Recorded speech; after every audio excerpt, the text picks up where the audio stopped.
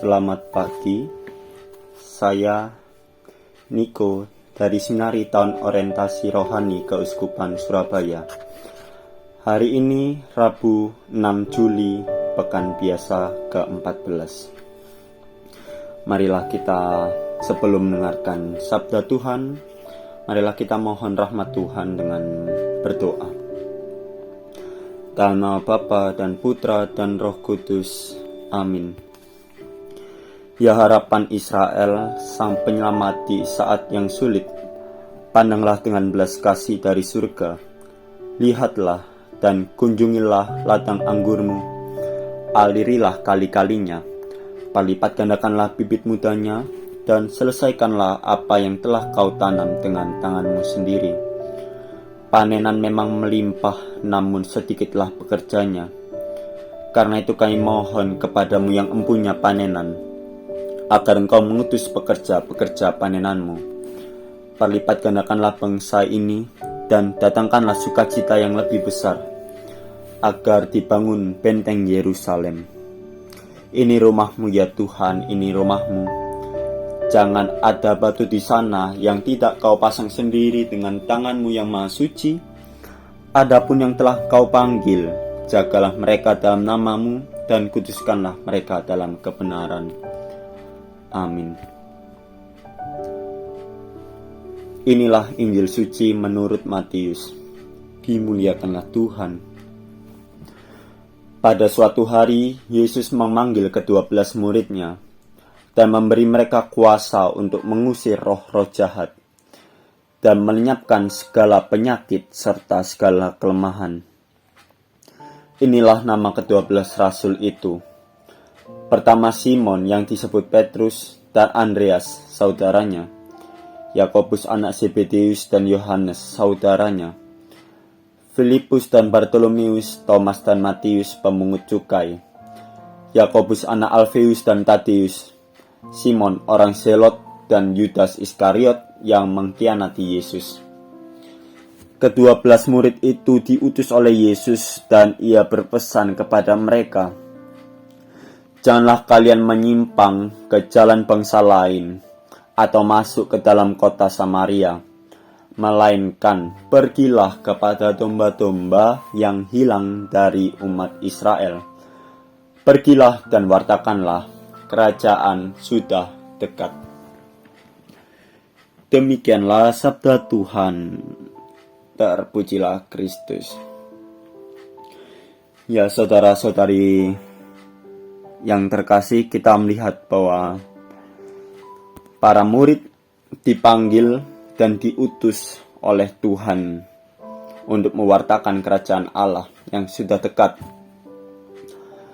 Dalam tugas berutusannya, Yesus mengingatkan bahwa para murid jangan sampai menyimpang dan mohon bantuan Tuhan agar para murid selalu dikuatkan dalam tugas berutusannya, agar setia dan selalu berada di jalan yang benar. Kita pun juga demikian. Kita sebagai umat Allah memiliki tugas perutusan masing-masing. Kita semua dipanggil. Tidak hanya kaum religius ataupun para imam, suster, biarawan, biarawati yang dipanggil, tetapi semua umat Allah dipanggil untuk mewartakan kerajaan Allah dengan tugasnya masing-masing. Dan itu semua harus didasari dengan perayaan Ekaristi. Kita dipanggil dan kita harus menimba kekuatan untuk menjalankan panggilan itu berdasarkan Ekaristi. Layaknya hosti dalam Ekaristi yang dipilih, diberkati, dipecah dan dibagikan. Seperti itulah hidup kita di dunia ini. Kita semua dipilih Allah. Kita dipilih sesuai dengan kemampuan kita. Kita diberi kekuatan oleh Allah, kita diberi kemampuan oleh Allah untuk mewartakan kerajaannya. Karena kita dipilih oleh Allah, tentunya Allah juga memberkati kita. Allah memberkati kita, Allah memberikan kekuatan kepada kita agar senantiasa selalu kuat dalam menjalankan tugas perutusan di dunia ini. Namun terkadang dalam menjalankan tugas tersebut, kita merasa jenuh, rasa bosan, ataupun rasa tidak kuat dengan keadaan sekitar. Ada orang-orang yang mengkritik kita, ada orang-orang yang tidak suka terhadap kita, ataupun kita merasa gagal dalam menjalankan tugas, ataupun banyak orang yang ingin menjatuhkan kita, ingin menjelek-jelekan kita. Itulah pengalaman dipecah-pecah. Begitu juga dengan Yesus, hostia yang dipecah, perasaan dipecah, itu sangat menyakitkan jiwa dan raga kita. Tetapi janganlah takut, janganlah getar, karena kita diingatkan bahwa kita sudah diberkati. Dengan kita diberkati, pengalaman dipecah itu dapat menumbuhkan kita untuk semakin kuat. Kita dapat semakin kuat untuk mewartakan Injil. Kita diajak untuk menaikkan level diri kita ke tingkatan yang lebih atas lagi. Karena jika kita berhasil melewati pengalaman dipecah, pengalaman yang menyakitkan itu, kita menjadi manusia yang lebih baru. Kita menjadi manusia yang tumbuh dan berkembang dalam belas kasih Kristus. Oleh karena kita bisa melewati pengalaman dipecah itu, kita diajak untuk membagikan. Kita diajak untuk membagikan diri kita, untuk mengajak orang lain juga yang masih melewati masa-masa yang sulit, dan mengajak kita untuk mengajak orang lain juga untuk bangkit, bahwa mereka tidak sendirian, mereka berada bersama Kristus. Dan karena Kristus itu pula, mereka bisa dibangkitkan dalam pengalaman keterpurukan itu. Oleh karena itu, tugas perutusan kita di dunia ini mewartakan kerajaan surga yang sudah dekat dengan cara memberikan kesaksian-kesaksian hidup kita saat kita telah berhasil bangkit dari pengalaman-pengalaman yang tidak enak, dan tentunya dengan sikap hidup kita sehari-hari yang mencerminkan sikap hidup orang Katolik. Oleh karena itu, kita mohon bantuan rahmat dari Tuhan agar kita selalu dikuatkan, agar kita mampu untuk menjalankan hidup ini dengan baik seturut dengan kehendak-Nya. Marilah kita berdoa. Tuhan Yesus Kristus, Engkau datang ke dunia dan memanggil orang yang berdosa untuk bertobat. Terpujilah Engkau yang memanggil kami sebagai murid-Mu. Semoga berkat-Mu membuat kami mampu dan dapat melakukan apa yang Engkau kehendaki, yakni mewartakan cinta kasih-Mu. Sebab Engkaulah penyelamat kami, kini dan sepanjang segala masa. Amin. Dalam nama Bapa dan Putra dan Roh Kudus. Amin.